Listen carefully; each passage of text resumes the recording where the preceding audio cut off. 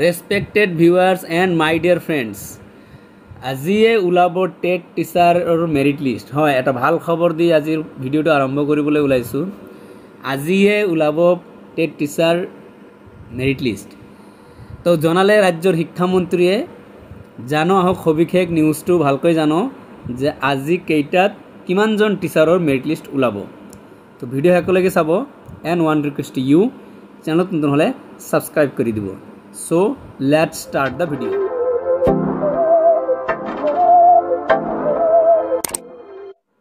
Friends, TET teacher recruitment 2024 এয়া হৈছে special recruitment drive.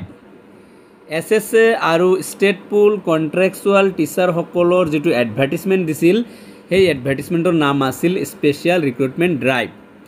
এইটো ইয়াৰ ওপৰতে কিছু সংখ্যক টিচাৰে স্পেচিয়েল ৰিক্ৰুটমেণ্ট ড্ৰাইভটো মানে শুধৰণিৰ বাবে কোৰ্ট কেছ কৰিছিল। সেই কোৰ্টৰ যিটো ৰায় আহিছে তাৰ পৰিপ্ৰেক্ষিতত এই ৰিক্ৰুটমেণ্ট ড্ৰাইভটো চলাই লৈ যাবলৈ দিছিল। আৰু সেই পৰিপ্ৰেক্ষিতত আজিয়ে এই ৰিক্ৰুটমেণ্ট ড্ৰাইভৰ মেৰিট লিষ্ট ওলাই যাব, এই কথা জনালে ৰাজ্যৰ শিক্ষামন্ত্ৰীয়ে। এয়া চাওক ৰাজ্যৰ শিক্ষামন্ত্ৰী ডক্টৰ ৰণোজ পেগু ছাৰৰ টুইট।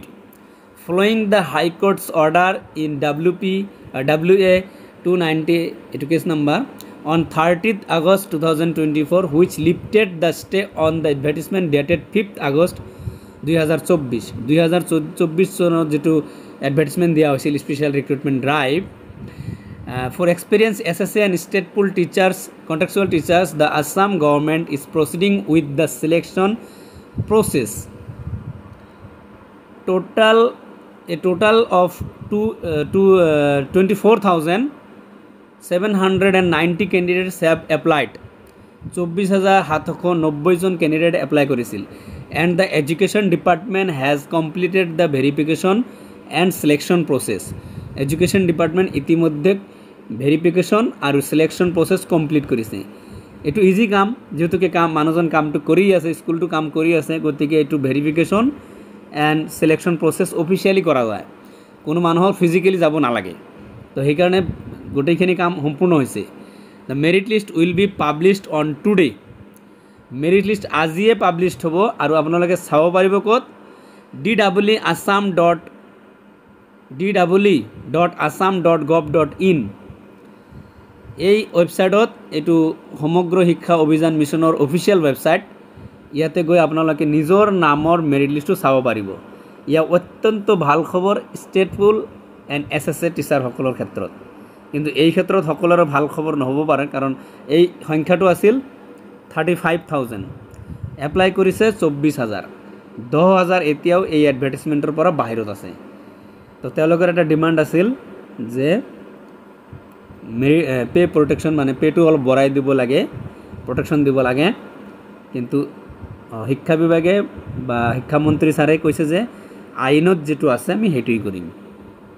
এয়া চাওক, এই অৰ্ডাৰ মৰ্মে উচ্চ ন্যায়ালয়ৰ আদেশৰ পিছত 30 আগষ্ট 2024 ষ্টেট পুলৰ শিক্ষাভিত্তিক শিক্ষকৰ বিশেষ নিযুক্তি অভিযানৰ বাবে 5 আগষ্ট 2024 তাৰিখৰ বিজ্ঞাপনত স্থগিতাদেশ উঠাই দিলে হাইকোৰ্ট। অনাৰেবল হাইকোৰ্টে এইটো উঠাই দিছে। এতিয়া ৰিক্ৰুটমেণ্ট দিব পাৰে। অসম চৰকাৰে বাছনি প্ৰক্ৰিয়া সম্পূৰ্ণ কৰিছে।